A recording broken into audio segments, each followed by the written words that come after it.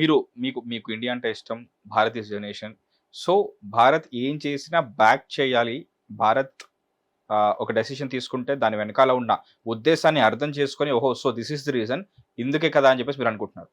ఇప్పుడు భారత్ ఇజ్రాయెల్‌కి ఏదైతే ammunition and ఆయుధాలు ఏవైతే సప్లై చేస్తున్నారో, వాళ్ళు ఏదైతే కారణం కోసం వాళ్ళు ఉపయోగిస్తున్నారో, సో, ఇప్పుడు మీరు భారత్ పాయింట్ ఆఫ్ వ్యూ నుంచి ఆలోచిస్తారా? లేకపోతే ఇజ్రాయెల్ అలా చేయడానికి కారణం ఏదైతే ఉందో దానికి జరిగిన డ్యామేజ్ పాయింట్ ఆఫ్ వ్యూ నుంచి ఆలోచిస్తారు? ఎందుకంటే నేను మీకు అన్యాయం జరుగుతుంది. మీరు ఒకరిని చంపాలి. మీ దగ్గర కత్తి లేదు. కత్తి నేనిచ్చాను. ఇప్పుడు ఆ కత్తితో మీరు పోరాడారు. ఆ సో కాల్డ్ మీరెవరినైతే అటాక్ చేశారో వాళ్ళకి నేను కూడా శత్రువుని అవుతాను కదా! ఇప్పుడు ఏం చేసినా సరే వాళ్ళు భారత్‌ని శత్రువుగానే చూస్తారు. గాజా వాళ్ళు, పాలస్తీనియన్స్, ముస్లిమ్స్ ఏం చేసినా సరే శత్రువుగానే చూస్తారు. So what is the point? ఇప్పుడు అలా అని చెప్పి భారత్ ఏమి గాజాని అబాండన్ చేయలేదు. సారీ మీ ఫ్లోని మధ్యలో ఆపుతున్నాను. ఇంకొక ఎక్స్టెండెడ్ క్వశ్చన్. ఇప్పుడు భారతే గనక ఇజ్రాయెల్ ఏదైతే అటాక్ చేస్తుందో వాళ్ళ దగ్గర లైక్ ఆ ఫెసిలిటీ లేదు కాబట్టి మీ దగ్గర లేదు కదా మేము ఇస్తాం అన్న ఉద్దేశంతో ఇస్తున్నారు.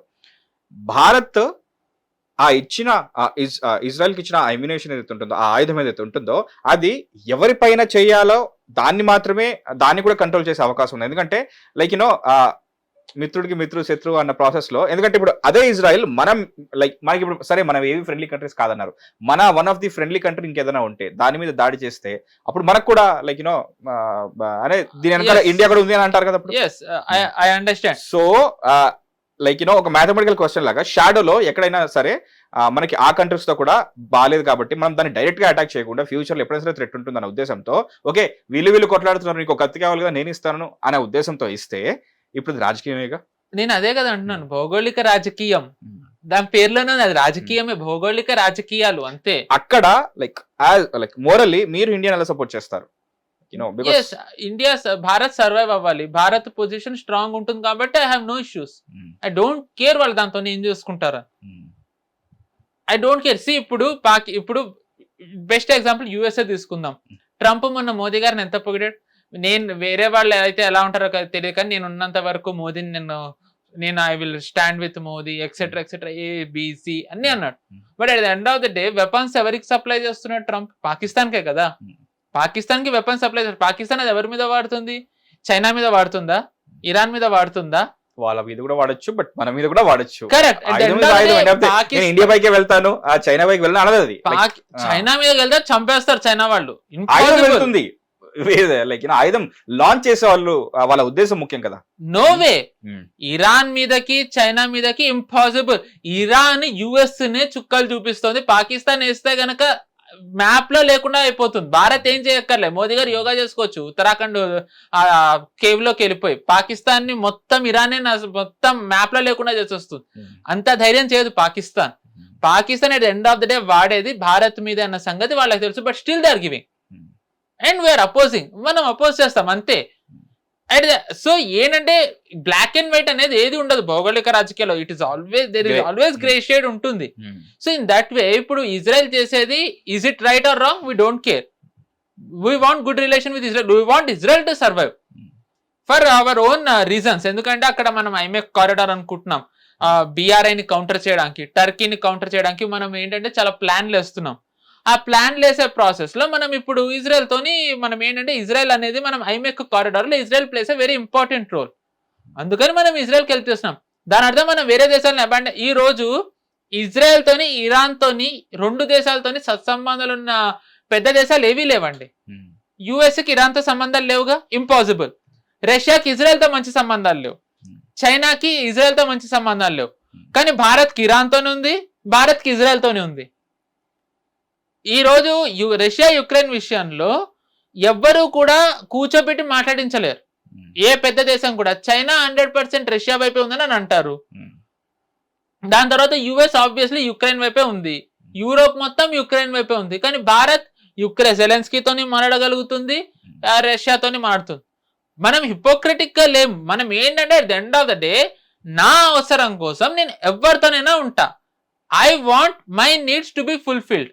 I want to be safe for that. Whoever is good, whoever is useful, I will use them. At least we are being very transparent about that. అందుకే మనకి ఎవరితోని కూడా ఎవరు మనం ఇలా చేయకూడదని ఎక్సెప్ట్ యుఎస్ ఎవరు అన్నా సరే they cannot do anything more than that. So in that context I will say I absolutely support what ever our government is doing. అంతెందుకండి, ఒకప్పుడు మన ఇన్వెంటరీ ఏదైతే ఉందో ఆర్మ్డ్ ఫోర్సెస్ ది కంప్లీట్లీ రష్యాతో నిండిపోయి ఉండేది. బట్ ఈ రోజు మనం రష్యాకి సప్లై చేస్తున్నాం. We have reached level where ఒకప్పుడు మనకి ఏ దేశాలు అయితే సప్లై చేశాయో ఇన్ రిటర్న్ మనం ఆ దేశాలకు మనం సప్లై చేస్తున్నాం. So we're growing. I will see it in that angle. I'm very proud of what we're doing. దాంట్లో ఏమో అరే అల్ ఖైదాకిను ఐసిస్ కి వెపన్లు ఇచ్చి అమెరికాకి సిగ్గులేదు. In that way to some వాళ్ళకి లేదు మనకు ఉండకూడదు అంటారా? yes. ఇప్పుడు అలా అనుకుంటే ఎంత మందికి తెలుసు Israel is one of the creator అనే కంటే కూడా Israel has good relations with ISIS and Pakistan.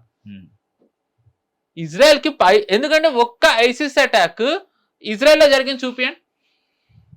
సిరియాకి పక్కనే కదా, కానీ ఎన్ని అటాకులు ఇజ్రాయెల్ లో జరిగాయి? You will not find anything. You will not find any ISIS attack. Doubt రాకుండా ఉండదు సరదాగా వాళ్ళు ఒకటి కూడా చేసుకోలేదా? లేదు చేసుకోలేదు. ఓకే, ఎందుకంటే మహేష్ గారు లాంటి వాళ్ళు అడుగుతారని మేబీ వాళ్ళు ఎక్స్పెక్ట్ చేస్తుంటారేమో. So but whatever. So అలాగే ఈ రోజు మనకి మణిపూర్ ఇష్యూ ఏదైతే ఉందో, మనకి మణిపూర్ రగులుతున్నది, దాంట్లో we are finding Mossad hand in that. Mossad hand ఉంది. సో నేను అందుకే అన్నాను కదా, ఇజ్రాయెల్ మీద అంత ఉండక్కర్లేదు. దట్ డజంట్ మీన్ మనం ఇజ్రాయెల్ కి వెపన్స్ ఇస్తున్నా అంటే మనం కంప్లీట్లీ ప్రో ఇజ్రాయెల్ ఉన్నామనే కాదు. ఇరాన్ లో మనం చాబహార్ డెవలప్ చేస్తున్నాం. ఇరాన్ కి మనం ఏ రకంగా whatever help we can do we are doing. మనం పాలస్తీన్ కి కానివ్వండి, లేకపోతే గాజా కానివ్వండి, యుఎన్ ఎయిడ్ ద్వారా ఏదైతే పంపించవచ్చు హ్యుమానిటేరియన్ ఎయిడ్ మనం అది పంపిస్తూనే ఉన్నాం. సో నేను అదే అన్నాను కదా, ఏది కూడా బ్లాక్ అండ్ వైట్ ఉండదు. బట్ ఈ ఇస్లామిక్ లాబీ, కాంగ్రెస్ వీళ్ళు ఏంటంటే కంప్లీట్లీ ఇజ్రాయెల్ అబాండన్ చేయాలంటారు. My question is, if you want abandon Israel, 71 లో 84 లో మరి ఎవరు సాయం తీసుకోమన్నాడు? ఎందుకు తీసుకున్నారు మీరు సాయం? You shouldn't have taken any help కదా, ఎందుకు తీసుకున్నారు? 2025 లో ప్రెడిక్ట్ చేయడం కష్టం కదా. సో 2025 లో 2026 లో ఇలాంటి అవసరం వస్తుంది కదా అని చెప్పేసి వాళ్ళు మాత్రం ప్రెడిక్ట్ చేసి ఉంటారు. సో ఆ సిచ్యువేషన్ కి అప్పుడు అలా చేస్తున్నారు కదా. కరెక్టే. నేను అనేది ఏంటంటే ఇప్పుడు కాంగ్రెస్ ఇప్పుడు మీరు చేయకూడదు అంటుంది వెపన్ సప్లై. ఎందుకు? Israel is doing human rights atrocities అది అని. ఈ ఇజ్రాయెల్ అనే దేశం ఫామ్ అయినప్పటి నుంచి దాని మీద అభియోగాలు ఉన్నాయి. ఎందుకంటే వెస్ట్ బ్యాంక్ ని వాళ్ళు ఆక్యుపై చేసుకున్నారని etcetera etcetera. So Israel is not like అది అప్పుడేమి అట్రాసిటీస్ కమిట్ చేయలేదు. 71 తర్వాత మోదీ గారు ప్రమాణ స్వీకారం చేసిన తర్వాత వాళ్ళు అట్రాసిటీస్ కమిట్ చేశారని లేదు కదా, వాళ్ళు అప్పుడు కమిట్ చేశారు. Then why did you take Golda Meir self 71 లో? అప్పుడు ఆవిడ పిఎం అక్కడ వెపన్ సప్లై చేశారు. 84 లో మీకు అవసరం వచ్చేసరికి మీరు ఎందుకు మొసాద్ తోని తీసుకుని స్పెషల్ గ్రూప్ ద్వారా చేయించుకున్నారు? సో మీరు చేస్తే ఓకే, బీజేపీ చేస్తే ఓకే కాదు. సో ఎందుకు ఓకే కాదు ఇక్కడ? ఎందుకంటే at the end of the day మీకు మీ ఓట్స్ ఏవైతే ఉంటాయో ముస్లిం ఓట్స్, మీరు వాళ్ళకి క్యాటర్ చేయాలి. ఈ రోజు ఓవైసీ ఉన్నాడండి. ఓవైసీ ఇక్కడ ఐ థింక్ 23 ఎలక్షన్స్ అప్పుడు అనుకుంటా ఒక సభ పెట్టి ప్యాలెస్తీన్ అని అరిచాడు. మొన్న వందే మాత్రం వస్తే నేను పాడనన్నాడు. వందే మాత్రం, అందుకే వందే మాత్రం బిల్ గురించి నేను వందే మాత్రం పాడనన్నాడు. బిల్లు పాస్ అయిన తర్వాత నేను ముస్లింని నేను ఎలా చేస్తానని. సో ముస్లిం ఎలిజియన్స్ ఎటున్నట్టు? ఇప్పుడు ఈ భారత్ మాతాకి జై నేను అనను, ఎందుకంటే నేను నూనె అల్లాకే అంటాను. రైట్, నేను వందే మాత్రం మొత్తం పాడు, ఎందుకంటే వందే మాత్రంలో మీరు ఇంకా ఏవో దేవుళ్ళ ఉన్నాయి ఎక్సెట్రా ఎక్సెట్రా. సో అంటే మీ ఎలిజియన్స్ అనేది ఒక భూమి మీద లేదు, మీరు ఉంటున్న దేశం మీద లేదు మీ ఎలిజియన్స్. ప్యాలెస్తీన్ కోసం అరిచిన నువ్వు ఏనాడన్నా పాకిస్తాన్ ఇది భారత్ కోసం మాట్లాడావా? ఈవెన్ తను పాకిస్తాన్ అనే దాంట్లో కూడా అల్తకియా అంటారు దాన్ని. ఇది చాలా ఇంట్రెస్టింగ్ ఆస్పెక్ట్. అల్తకి, ఎస్, నేను చెప్పే కంటే కూడా ఇది వ్యూవర్స్ చదివితే చాలా ఇంట్రెస్టింగ్ గా ఉంటుంది. వాట్ ఈస్ దిస్ అండి? అల్తకియా, గుడ్ ముస్లిం, బ్యాడ్ ముస్లిం. ఓకే. ఇప్పుడు ఎవ్రీవన్, ఇప్పుడు అందరూ కూడా నెగిటివ్ మాట్లాడుతూ వెళ్ళినట్టయితే ఆబ్వియస్లీ ఒకళ్ళ మీద కంప్లీట్లీ నెగిటివ్ ఇంప్రెషన్ వచ్చేస్తుంది. సో ఇన్ దట్ వే ఇప్పుడు ఏం చేయాలి, కొంతమంది టర్న్ అవ్వాలి, వాళ్ళు కొంచెం బాగా మాట్లాడుతున్నట్టు కనిపించాలి. సో ఇన్ దట్ వే ఓవైసీ ఏం చేస్తాడు, ఎప్పుడు ప్యాలెస్తీన్ గురించి మాట్లాడతాడు. మోదీ హిందువులకి ఏమి చేస్తున్నాడు, ముస్లింలకు ఏమి చేయట్లేదు, ముస్లింలు అవవుతున్నారు, నేను భారత్ మాతాకి జై అనను, వందే మాత్రం పాడను, ఉమెన్ రిజర్వేషన్ బిల్ ఒప్పుకోను, ఎక్సెట్రా ఎక్సెట్రా అని. పాకిస్తాన్ వచ్చేసరికి అరుస్తాడు. దాంతోనే ఏమవుతుంది, అరే ఓవైసీ న్యూట్రలే కదా అని అంటారు. కానీ ఇదే ఓవైసీ 15 మినిట్కి వెళ్ళానన్న తన బ్రదర్ని ఎప్పుడన్నా ఖండించాడా? ఇదే ఓవైసీ తన బ్రదర్ అన్నాడు, కైసా కైసా నామ్ రక్తే ఏ లక్ష్మి ఇంకేవో హిందూ అమ్మవారి పేర్లేని కైసా కైసా నామ్ రక్తే అని అన్నాడు. ఓవైసీని ఎప్పుడన్నా మరి ఖండించాడా? సో అంటే see the bigger picture. And ఇలాంటి వాళ్ళ ఓట్లే ఎవరికి కావాలి? ఆబ్వియస్లీ వీళ్ళు బీజేపీకి 100% గన్ షాట్. ఎందుకంటే వాళ్ళ దండ అదే ముస్లిమ్స్ ఏమనుకుంటారు, మోడీ ఉంటే నేను సేఫ్ కాదు. సో వాళ్ళని కాపాడేది ఎవరు? ద ఓన్లీ పార్టీ ఏంటంటే కాంగ్రెస్. రేవంత్ రెడ్డి అగైన్ అన్నాడు కదా, ముసల్మాన్కి వెళ్ళే కాంగ్రెస్ అయితే ముసల్మాన్ ఎక్సెట్రా పలానా టిమ్కానాలన్నీ. So in that way Congress అన్న దాంట్లో ద లెవెల్ కాంగ్రెస్ ఎక్కడికి వెళ్ళిందంటే మీరు చూడండి, they are sacrificing national interest, diplomatic relations just to appease Muslim vote bank. Muslim vote bank ని అపీస్ చేయడానికి కాంగ్రెస్ ఏ స్థాయి వరకు వెళ్ళిందో చూడండి. ఎందుకు? కాంగ్రెస్ తెలుసు ఒక section of Hindus they don't care about anything. ఇప్పుడు ఇక్కడ ఉన్న హిందూస్ లో ఎంత ఇక్కడ ఏ ముస్లిం అంటే తను గాజా కోసం పాలస్తీన్ కోసం మాట్లాడతాడు, కానీ ఇక్కడ ఉన్న హిందూ 2021 లో బంగ్లాదేశ్ జరిగిందని గురించి మాట్లాడతాడా? అరే అక్కడెక్కడో జరిగింది మనకెందుకు. 91 లో జరిగిన కాశ్మీరీ పండిట్ల ఎక్సడస్ గురించి మాట్లాడతాడా? అరే అది ఎప్పుడెప్పుడో జరిగింది. 1945 లో జరిగిన నూకాలి రైట్స్ గురించి మాట్లాడతాడా? అసలు ఎవరు ఏంటో కూడా చాలా మంది తెలియదు. నూకాలి రైట్స్ ఏంటో. మోప్లా రైట్స్ గురించి మాట్లాడతాడా? అరే అదే అప్పుడంతా మోప్లా రైట్స్ అనేది పీజెంట్ రైసింగ్, అప్పర్ కాస్ట్ వాళ్ళ మీద దాడి కింద మార్చేశారు. మోప్లా అది ఖిలాఫత్ మూవ్మెంట్. అది ఖిలాఫత్ మూవ్మెంట్ కాదు, పీజెంట్ రైసింగ్ కాదు, ముస్లిమ్స్ మ్యాసకర్. అది ముస్లిమ్స్ చేసిన మ్యాసకర్ హిందూస్ ని. మలబార్ రైట్స్, మలబార్ మ్యాసకర్ అసలు అది పాఠ్య పుస్తకాల్లో కూడా లేదు. పార్టీషన్ అయినప్పుడు ఎంత మంది హిందువులు బలాత్కారానికి similar to what Hindus face in 1991 అలాంటిదే హిందూస్ ఫేసారు. ఎంత మంది హిందూస్ గా తెలుసండి. బట్ ఇప్పుడు ఇవన్నీ మాట్లాడితే ఏమవుతుంది, హిందూస్ అనే వాళ్ళు రిలీజియస్ బిగట్స్, రిలీజియస్ ఫెనటిక్స్ ఇవన్నీ. బట్ ఓవైసీ వీటి గురించి మాట్లాడు. ఓవైసీ తెలివి ఏంటంటే ఇలాంటివన్నీ మాట్లాడకుండా ఓవైసీ వీటి గురించే ఇంకొకలా ఎడ్యుకేటెడ్లీ మాట్లాడతాడు. దట్ ఈస్ వాట్ అల్ తకియా is. At the end of the day వాళ్ళు వాళ్ళ ఉమ్మా ఏదైతే ఉంటుందో, ఉమ్మా at the end of the day ఉమ్మా అంటారు వాళ్ళు, వరల్డ్ మొత్తం ఇస్లామిక్ ఎక్సెట్రా ఎక్సెట్రా, వాళ్ళు దానికోసం దే విల్ ఎలా అయినా ట్విస్ట్ చేస్తారు వాళ్ళు.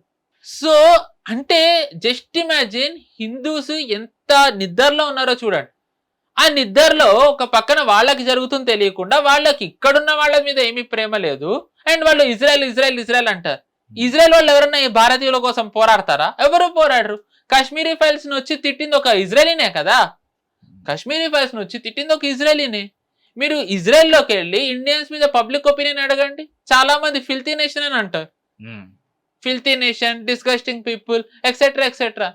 సో అంటే మనం ఈ టాపిక్ మాట్లాడేటప్పుడు నా ముఖ్య ఉద్దేశం మనం వెపన్స్ ఎందుకు ఇస్తున్నామో చెప్పడం కాదు, భౌగోళిక రాజకీయాలు ఎలా ఉంటాయి దాన్ని బ్లాక్ అండ్ వైట్ గా చూడడం కాదు, గ్రే షేడ్ ఎలా ఉంటుంది, కాంగ్రెస్ హిపోక్రసీ ఎలా ఉంది, అప్పుడు తీసుకున్నప్పుడు రైటే ఇప్పుడు కాదు, ఎందుకంటే ఇప్పుడు ముస్లిం ఓట్ బ్యాంక్. అండ్ దీంట్లో కూడా ఇప్పుడు అపీస్మెంట్ ఏ స్థాయికి వెళ్ళిందంటే మన జాతీయ భద్రత కానివ్వండి, లేకపోతే మనది డిప్లొమాటిక్ రిలేషన్స్ కానివ్వండి, వాటిని కూడా పణంగా పెట్టడానికి వీళ్ళు చేశారంటే కాంగ్రెస్ వాళ్ళు. మోదీ గారు అన్నట్టుగా ముస్లిం లీగ్ కింద మారింది అని చెప్పి ఇంతకంటే రుజువు ఏం కావాలి? ఇందులో short news, live news, entertainment shows, movies, digital magazines తో పాటు మీ జిల్లా వార్తలను కూడా ఫ్రీగా చూడొచ్చు. ఇంకెందుకు ఆలస్యం, వెంటనే హిట్ టీవీ యాప్ ని డౌన్లోడ్ చేసుకుని ఫ్రీగా ఎంటర్టైన్మెంట్ పొందండి. Hit TV app. Hit TV app. Please download hit TV app. Hit TV app ని ఫ్రీగా డౌన్లోడ్ చేసుకుని ఎంజాయ్ చేయండి. మీకు నచ్చిన ఎంటర్టైన్మెంట్ కోసం హిట్ టీవీ యాప్ ని ఫ్రీగా డౌన్లోడ్ చేసుకుని ఎంజాయ్ చేయండి. హిట్ టీవీ యాప్ ని డౌన్లోడ్ చేసుకుని ఆస్వాదించండి, ఆశీర్వదించండి. ఇంతమంది సెలబ్రిటీలు హిట్ టీవీ యాప్ ని డౌన్లోడ్ చేసుకోండి అని చెప్తున్నారంటే ఎంత మంచి యాప్ ఆలోచించండి. అమెరికాలో చదవాలనుకునే వాళ్ళకి విశ్వసనీయమైన పేరు మన శౌర్య కన్సల్టెన్సీ. UK లో 1 year masters. UK లో 1 year masters. 2 years work permit up to 5 years visa. Contact Saurya Consultancy. Contact 89851 89851.